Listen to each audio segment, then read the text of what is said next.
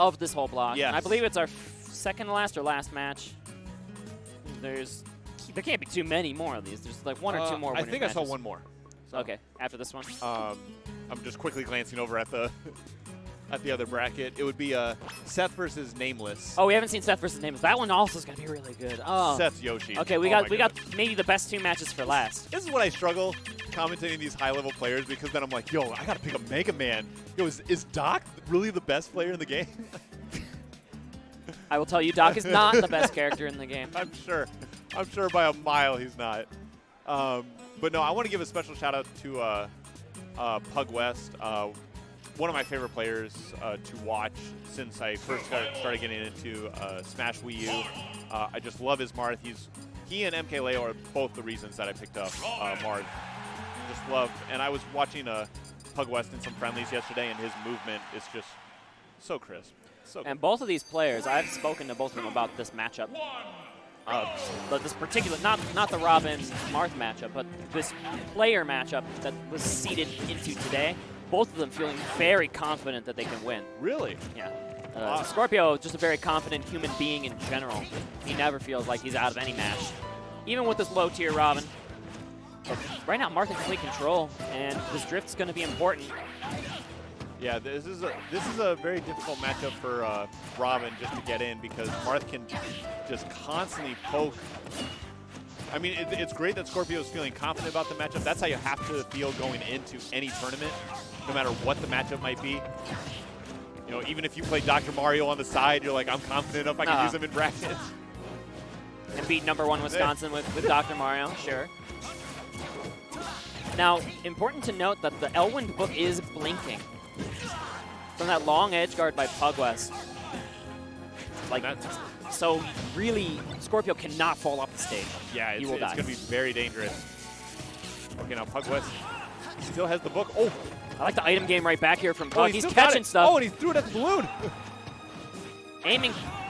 He's super dead. Okay. I think he only had one more charge of that Elwind, so he would have had to rely on the drift to get back to the stage anyways. Yeah. But Pugwest's going to shut the door. Oh, and the fair stopping that L-Fire. Okay, getting the sour spot on the back here, though, unfortunately. Yeah, you can't hang on the ledge. It's deceiving because the fire looks like, oh, I just have to hang on the ledge. And I Throw the book at him. Take some knowledge. But no, the fire actually will linger long enough and hit you up below the ledge there. And that ledge trap was gorgeous. That was checkmate, am I right? Marth was stuck at the ledge. He couldn't do anything about those arc fires. He couldn't do anything about the positioning Skorpio had. Interesting matchup playing out right now between these two Fire Emblem characters. Just keeping the fairs. And that's kind of what's dangerous about Marth. Even though you're not getting the tips from those fairs, like that just extends your combo so much more. Pugwest knows when to tip her and when to not. It seems weird that you would think, oh, I just want to tip her 100% of the time. But then sour spots in combo in the sweet spots at certain percents. Pugwest, one of the most labbed players, if you ever talk to him. He talks about all these setups he knows. Oh, yeah. He did a jab one, or excuse me, a Dancing Blade 1 to falling up air, and he got the kill. It was the, oh! Shield breaker, very sneaky there. So a lot of players, when they see the shield, oh, and the second hit of Nair is going to do it. That would be, like you're talking about, he's spacing out at the higher percents, he's spacing out that tipper. Second hit of Nair, so strong. Well timed by Pugwest to cover those options by Skorpio. But, you know, that match wasn't too bad. Like, Skorpio, if you got a couple mix-ups, if you got that Arc Thunder going. If you didn't get edge guarded for so long on stock 1. Exactly. He was able to sneak out of one of those mix-up opportunities. Could have been another story, but right now Pug did take the game 1. But running right back to Smash for game 2. I think Skorpio feels pretty confident because, like, he showed his stuff. He showed that, like, he can do well in advantage versus Skorpio. Versus Pugwest. But he needs to just win a couple more of the neutral exchanges and just not get stuck on this ledge. He just wanted to take it back to Smashville. He's thinking, let's just keep the stage picks simple. You know, challenging in the air. Buy some time to charge up this Arc Thunder, I believe, is what he's got charged. Yeah, and he throws the 11 sword, but it misses. Allows him to apply that grab pressure. Ooh. Jumps through the fire, doesn't get hit by him, but then gets hit by the jab 1, 2, 3 by Skorpio. Okay, don't blink. You'll get hit by that back air, and it will kill you. That move is strong. That Smash Levin attacks sword in the sky. That Levin sword is so scary. Did Pug SDI the... Oh, wow, what a combo! Wait, why was there no knockback on the first hit? That was crazy. Maybe he's like, I'm going to space my sour spot. Yeah, sour spot to sweet spot. I got tippers too, I guess. Oh.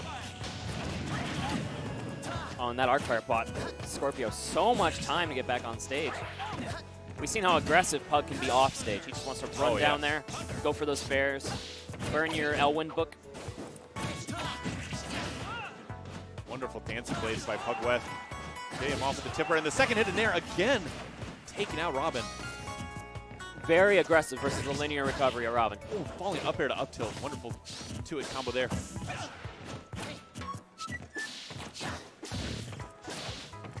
Air-to-air combat seems pretty pivotal here for Robin. Robin is so good at all-canceling, strong hitboxes that can buy you a lot of time, and then charge up some of your projectiles. Oh, scary spot. I think Skorpio was looking to turn around something crazy on that, some taxi platform. Ooh, the arc fire to forward air. Keeping him off with the bronze sword. Okay, he's throwing a lot of fires. Did he just want the book? I think he just wanted the pressure. Okay, good roll. I thought that would actually catch him on the cross-up, but... If you time it... Oh! Whoa! Oh! Taking a page from Yeti's book. Great DI by Pugwest to stay alive. Oh. Now down smash lingers. I'm actually surprised I didn't catch the neutral get up. I'm a little surprised too. Oh! Aggressive. He was like, you think I'm going to air dodge? I'm going to do the exact opposite of an air dodge, and that's going to buy me the stage for just long enough to find this forward air. That is an even set. That's what's dangerous about waiting. Like, you're predicting your opponent to air dodge, but sometimes they're just like, I'm going to hit a different button. Get away from me. So far, so good. I'm enjoying this Fire Emblem battle. I was just about to say, I was like, I love how it's a diverse roster from different games, but sometimes I like seeing characters from the same game face off against each other. And they're from different Fire Emblem games, don't forget. True, yeah. I was going to say, I was like, I wish we kind of saw Lucina in this matchup, but Marth does do a little bit better. Especially with Pugwest is also very confident in Marth specifically. Yeah. He does play a little Lucina in a couple matchups, but not going to be this one. I saw him in the friendlies playing with Lucina, but it was only against Diddy, if I remember correct. And you never hear this song on Battlefield. This is the... Like when they fight the giant master hand kind of thing when he transforms into the Goliath? I thought this was the multi-man, or not multi-man, like Cruel Smash. Cruel Smash, yes. Yeah. All right. I know that because I'm one of those few guys that tried to do all the challenges in the game, and I had to I'm do that. very sorry. There are two that I still have not gotten, and they're both on Cruel Smash. It's like get 5 kills with Lucina, get 6 kills with Pit. I don't got time for that. No one does anymore.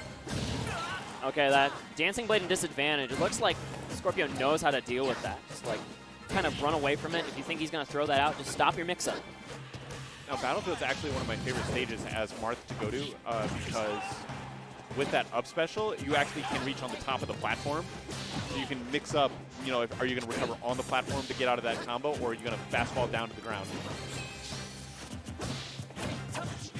Okay, this is going to be the jab coming out for Skorpio.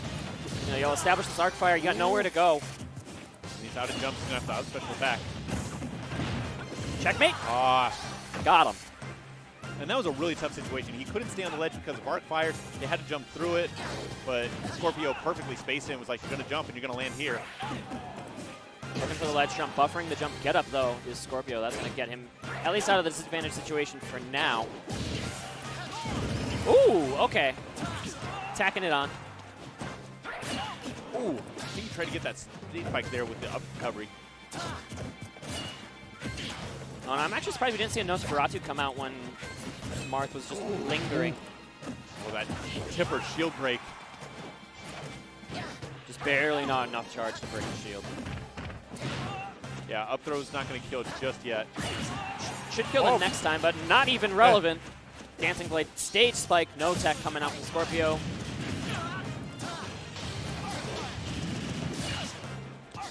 wonderful job to use the edge special to get out of that fire. All right, now Marth's going to press the issue with these dancing blades, get good damage in, get that center stage back. Skorpio's had it a little too long, says Pug. I really like how Pugwest is using the up part of the dancing blade to keep Robin above him. That's where you want Robin. Robin is not so hot when you're trying to land on a Marth. Yeah, that's true.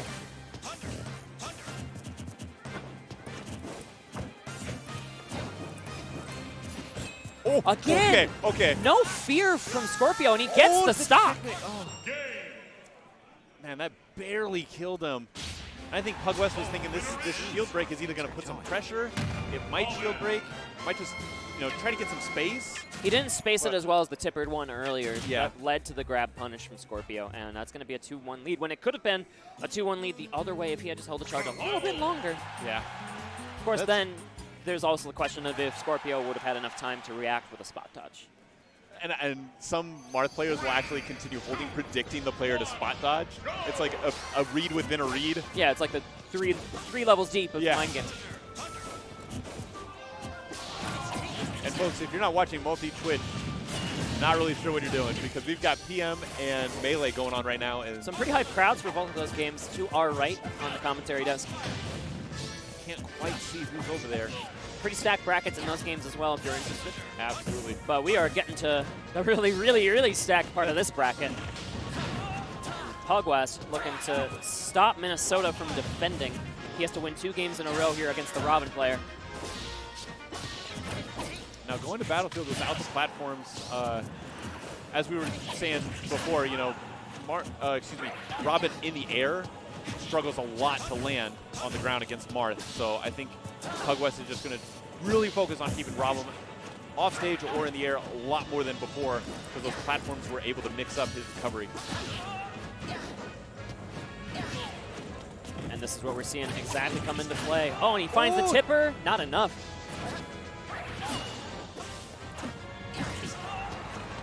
Pug in pretty strong control of this game right now, just batting this Robin to the left and right. It looks like a replay of game 1 a little bit, but that get-off-me move is going to work out here for Skorpio, and he's going to try to establish himself in the center, get the book, maybe go for some item pressure. I was going to say with this rage, checkmate could be in the cards. 79%. Oh, you saw him looking for the grab.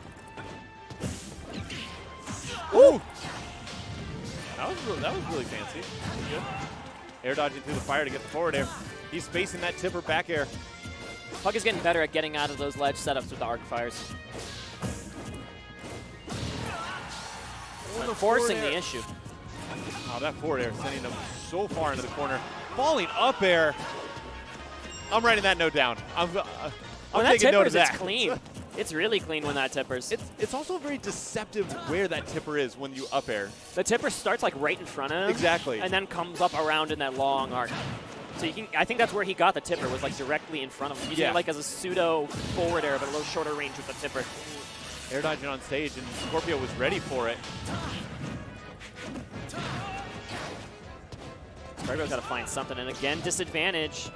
That time we see Pugwest waiting out the aggressive disadvantage option, trying to come at him at a different angle where the dare doesn't hit.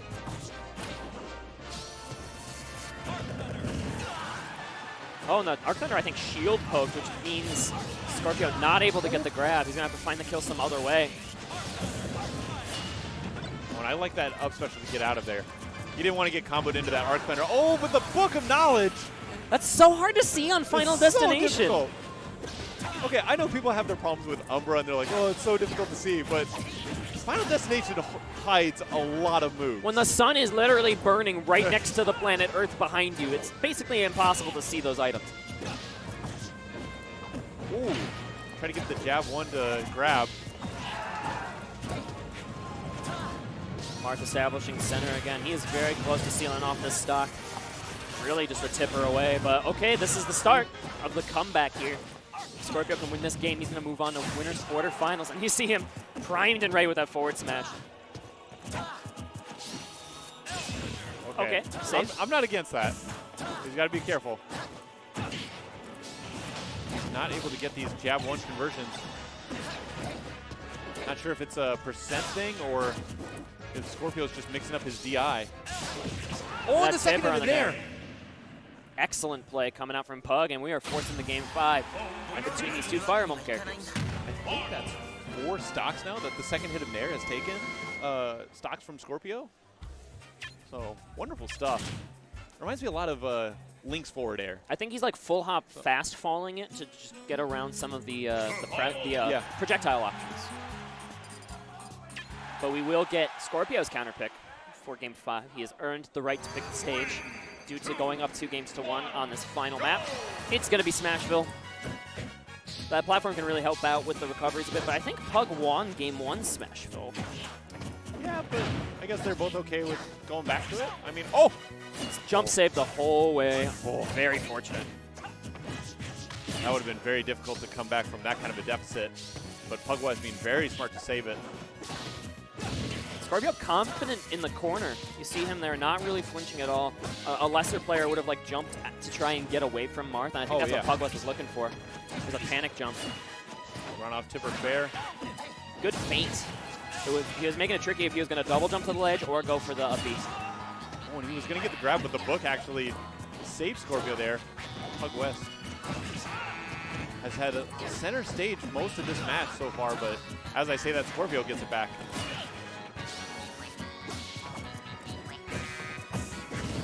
Okay, back air spaced very nicely. Almost enough to take the stock, too. Okay, our car coming back. What are we going to do? Oh, that back air is going to do it. You're going to throw so many of those in a full hop. That's 3 aerials in 1 full hop, I think. Skorpio now 1 stock away from moving on into winners quarterfinals. Very impressive plays coming out from him versus his fellow Fire Emblemsman.